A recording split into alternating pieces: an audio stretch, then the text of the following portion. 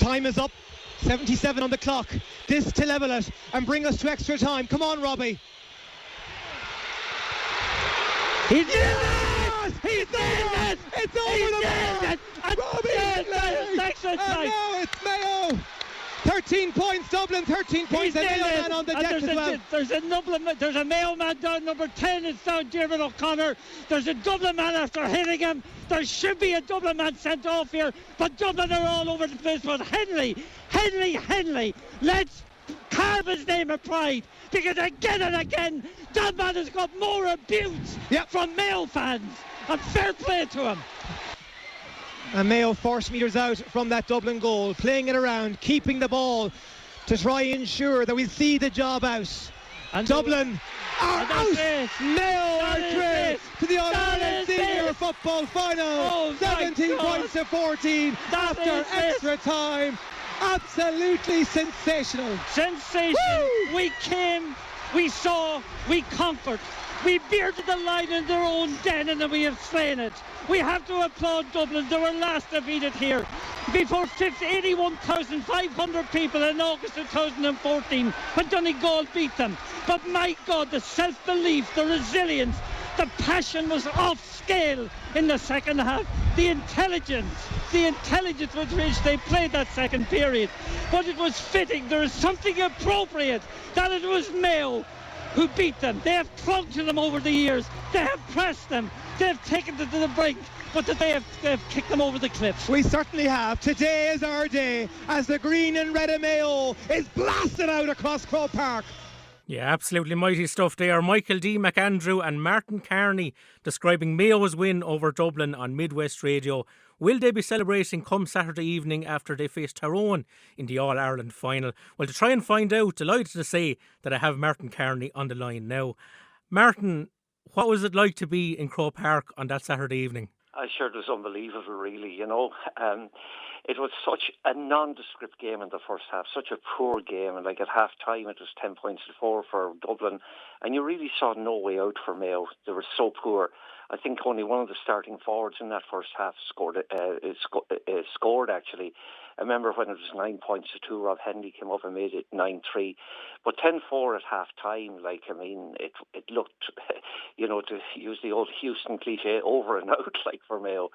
But then all of a sudden in the third quarter, they started to kind of, they got 3 points. But what was more kind of remarkable was Dublin didn't score at all. And you knew then they were going to, the team, you could feel them getting confidence and gaining in confidence. And what made a huge difference was the fact that you had a crowd at it. You had 24,000, I think, at that particular game, making the noise of maybe nearly 80,000. And I'm convinced with that game being played in an empty theatre like you had last year, that it would have just meandered through to an inevitable conclusion with Dublin winning. But the Mayo crowd lifted the Mayo team, and the team reciprocated, and it was a wonderful, wonderful occasion to be there.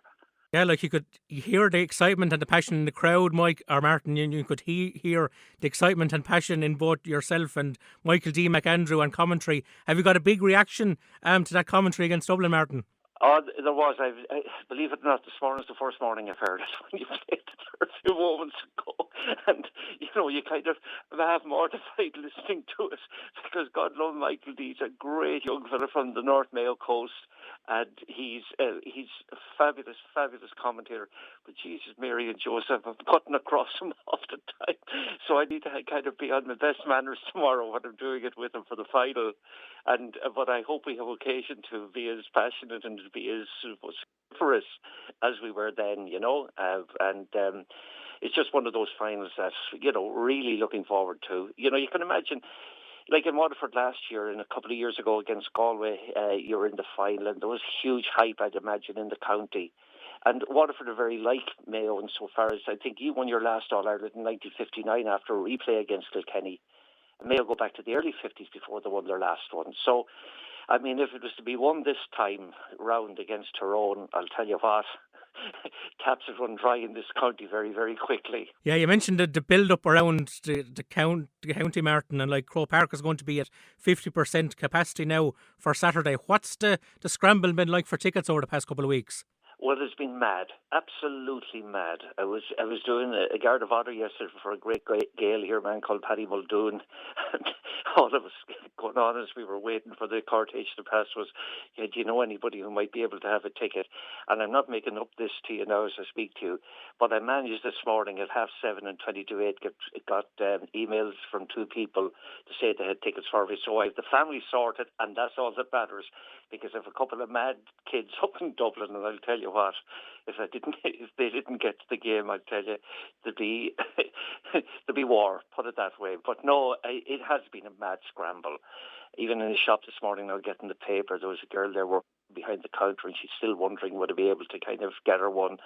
You know, when you're involved with teams, and when you're involved with county and you maybe have a profile, people think you have a kind of access to them much easier than others. And possibly you do have access easier than others, but at the same time, there's a limit to them. And I found it very hard this year to kind of, shall we say, tap the usual sources and kind of get returns from them. But no, one person this morning, I won't mention who it was, came up trumps for me, and I'm so happy about it. And that's all my kind of local problems, shall we say, solved. That's great to hear, Martin. Like you mentioned, going around local shops, picking up the paper there this morning.